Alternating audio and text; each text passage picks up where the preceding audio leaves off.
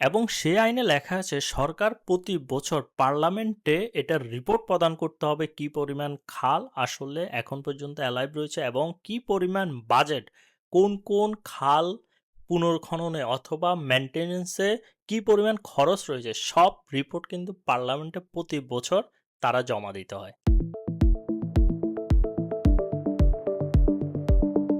বাংলাদেশ সরকার সারা দেশে উৎসবমুখর পরিবেশে খাল খনন কর্মসূচি শুরু করেছে, কিন্তু আসল কথা হলো এটা একটা সাস্টেনেবল প্রজেক্ট না হওয়ার সম্ভাবনা বেশি এবং এটা একটা যে পরিকল্পনাবিহীন প্রকল্প হতে পারে এবং আমাদের যে সরকারি ট্যাক্সের টাকা গচ্ছা যাইতে পারে সেটা কিন্তু অনেকগুলা লক্ষণ দেখেই বোঝা যাচ্ছে। বিষয়গুলো একটু বুঝিয়ে বলছি কেন এই প্রকল্পটা আসলে সাস্টেনেবল হবে না। সেটা জানার আগে আমরা একটু দেখি আসলে কি আমাদের খাল খনন প্রয়োজন আছে কিনা। বাংলাদেশে মোট 24,000 কিলোমিটার খাল এবং নদী রয়েছে, যার মধ্যে মাত্র 6,000 কিলোমিটার এখন পর্যন্ত অ্যাক্টিভ রয়েছে, মানে যেটা এখন পর্যন্ত ব্যবহারযোগ্য। বাকি 18,000 কিলোমিটার খাল কিন্তু দখল হয়ে গিয়েছে অথবা নাই হয়ে গিয়েছে। আবার শুষ্ক মৌসুমে দেখা যায় যে এই 6,000 কিলোমিটারও থাকে না। এই খালগুলো আসলে কোথায় চলে যায়? এই খালগুলো হয়তো দেখা যাচ্ছে পলির কারণে ভরাট হয়ে যায়, আবার কোনো জায়গা দখল করা হয় এবং কোনো জায়গায় দেখা যাচ্ছে রাস্তাঘাট এবং বাড়ি পর্যন্ত নির্মাণ করা হয় খালের উপরে। এর ফলে কি হয়? আসলে বর্ষাকালে পানি যেতে পারে না, ফলে বন্যা হয়। আবার শুষ্ক মৌসুমে দেখা যায় যে কৃষকরা সেচের পানি পায় না। এর কারণে আমাদের যে কৃষি উৎপাদন সেটা ব্যাঘাত ঘটে। সো সে অর্থে আসলে খাল খননটা জরুরি এবং এটা নিঃসন্দেহে একটা ভালো উদ্যোগ। কিন্তু আসলে সমস্যাটা অন্য জায়গায়। এখন দেখেন এই সরকার ৫ বছরে তারা বলল যে ২০,০০০ কিলোমিটার পর্যন্ত খাল খনন করবে। এই সংখ্যাটা কত বড় জানেন? বাংলাদেশ থেকে লন্ডনের দূরত্ব হলো মনে হয় ৮,২০০ কিলোমিটারের মতো। মানে হলো বাংলাদেশ থেকে লন্ডনের যে দূরত্ব তার ২.৫ গুণ বেশি খাল খনন করা হবে বাংলাদেশে। কিন্তু প্রশ্নটা হলো এই খনন যে তারা ৫ বছর ধরে করবে, যেটা খনন করে যাবে সেটা কি ৫ বছর পর্যন্ত আসলে টিকবে কিনা? ২০১০ সাল থেকে ২০২৩ সাল পর্যন্ত আওয়ামী লীগ সরকারের সময় কিন্তু পুরো বাংলাদেশে এরকম খাল খননের উদ্যোগ গ্রহণ করা হয়েছে। তাদের মতে ৩,৭০০ কিলোমিটারের মতো তারা খাল খনন করেছে। কিন্তু বাস্তবে দেখা যাচ্ছে যে অনেক জায়গায় সে খালের অস্তিত্ব আর নেই অথবা সেই খাল অলরেডি ভরাট হয়ে গিয়েছে। এই যে খালগুলো ভরাট হয়ে যায় বা খালের অস্তিত্ব থাকে না, এর একটা প্রধান কারণ হলো আসলে পলি। বাংলাদেশের নদীগুলা প্রতি বছর ১ বিলিয়ন টন পলি বহন করে। অর্থাৎ আমাদের খালের মধ্য দিয়ে যে পানি যায় তার সাথে যে পলি যায় সেটার পরিমাণ হলো ১ বিলিয়ন টন। এখন এই পরিমাণ পলি যখন যায় তখন খালগুলার আসলে যে গভীরতা সেটা অলরেডি আপনার ফিল আপ হয়ে যায়। আরেকটা গুরুত্বপূর্ণ বিষয় হলো বাংলাদেশে খাল খননগুলো কিভাবে হয়? বাংলাদেশে খাল খনন করে আমরা পাড়ের মধ্যে মাটি রাখতেছি। আবার বৃষ্টি হইলে সেই মাটিগুলা ধুয়ে দেখা যাচ্ছে যে ১ মাসের মধ্যে আবার খালে গিয়ে খাল ভরাট হয়ে যাচ্ছে। মানে হলো আমাদের ট্যাক্সের টাকা দিয়ে যে খাল খনন করা হচ্ছে, সেই খালের মাটিটা পাড়ের উপরে রাখতেছে এবং সেটা আবার অটোমেটিক্যালি ভরাট হয়ে যাচ্ছে ১ থেকে ২ মাসের মধ্যে।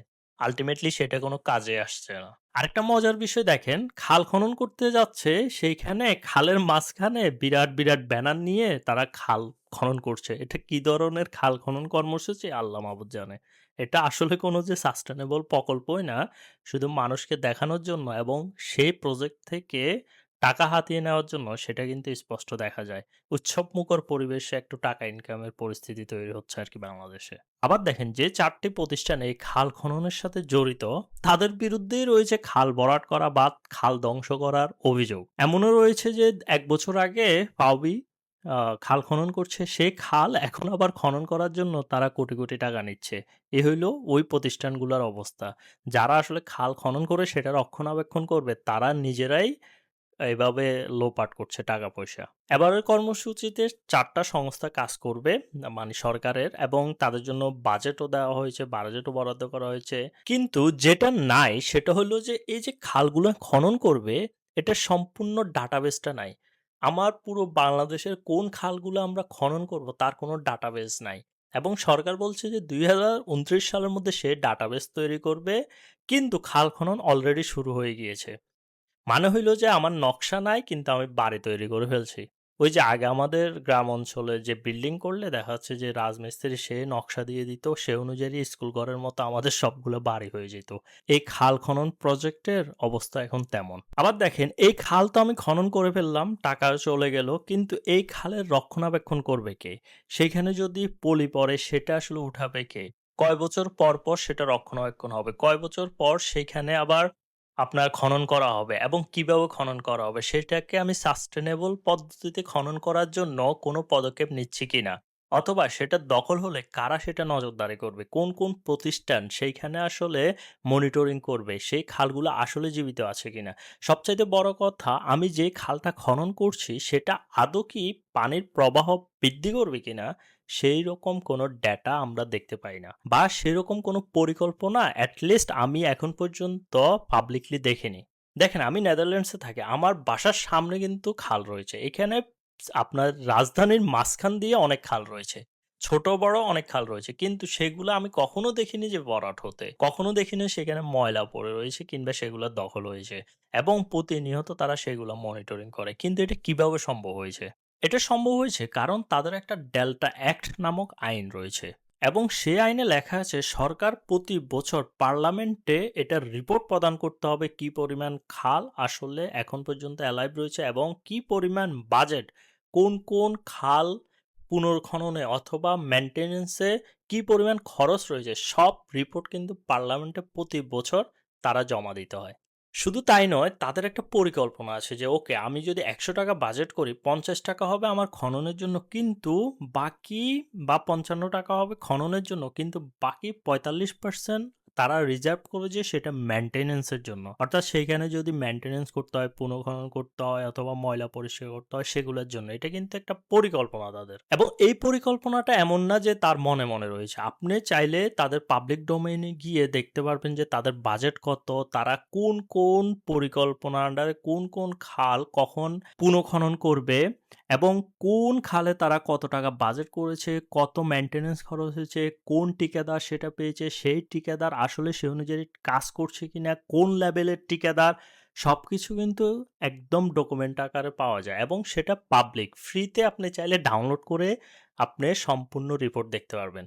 কিন্তু বাংলাদেশের এই যে সরকারি একটা প্রজেক্ট নিল এবং খুব উৎসবমুখর পরিবেশে পরিচালিত হচ্ছে, তার কোনো পাবলিক পরিকল্পনা বা একটা রোড ম্যাপ এখন পর্যন্ত এট লিস্ট আমি পাইনি অনলাইনে যেটা থেকে আপনি বলতে পারবেন ওকে ঠিক আছে এটাই হলো পরিকল্পনা। এবং সেজন্যই বলছি আমাদের খাল খনন একটা খুবই প্রয়োজনীয় জিনিস এবং এটা যদি ঠিকভাবে করা যায় এটা বাংলাদেশের কৃষির জন্য খুবই একটা ভালো উদ্যোগ হবে। কিন্তু বিষয়টা হলো সেটার পরিকল্পনাটা দোআঁশে। সেটার পরিকল্পনাটা আপনার আম মানে এক জায়গায় না। সো এরকম একটা পরিকল্পনা এটা সাস্টেইনেবল হবে না। সেটা একটা টাকার অপচয় ছাড়া আর কিছুই হবে না। এটা আসলে যদি আপনি ইফেক্টিভ ওয়েতে করতে চান এবং সাস্টেইনেবল ওয়েতে করতে চান, অবভিয়াসলি আপনি কিছু পলিসি যদি গ্রহণ করেন তাহলে কিন্তু সম্ভব। আপনাকে ১ম এ বৈজ্ঞানিক পদ্ধতিতে খাল খনন পদ্ধতিটাকে ইন্ট্রোডিউস করতে হবে। আপনাকে বুঝতে হবে যে আমি কোন খালটা খনন করলে আসলে আমার নদীর যে পানির প্রবাহ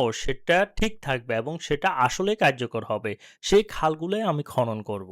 এর বাইরেরগুলো যদি আমি করি তাহলে সেটা আমাদের জন্য আবার হিতে বিপরীত হতে পারে। আবার সেই পরিকল্পনার একটা রোড ম্যাপ থাকবে, মনিটরিং থাকবে। কারা সেটা মনিটর করবে, কিভাবে মনিটর করবে? যারা মনিটর করছে তারা আবার দুর্নীতি করছে কিনা, সেটার আবার মনিটর হচ্ছে কিনা, এই বিষয়গুলা কিন্তু থাকা জরুরি। সেটার একটা কর্মপরিকল্পনা, সেটার একটা বাজেট পরিকল্পনা থাকা খুবই জরুরি। এখন দেখেন আবারও বলছি বাংলাদেশে খাল খনন খুবই প্রয়োজন এবং সেটি ইফেক্টিভ ওয়েতে। কিন্তু সেজন্য যেটা প্রয়োজন সেটা হলো শুধু মিডিয়াল ট্রায়াল, ব্যানার দিয়ে খালের মাঝখানে গিয়ে নেতা গিয়ে দেখা যাচ্ছে যে কোদাল দিয়ে উদ্বোধন করলেন সেটার থেকে প্রয়োজন আমার এটার পরিকল্পনাটা জানা।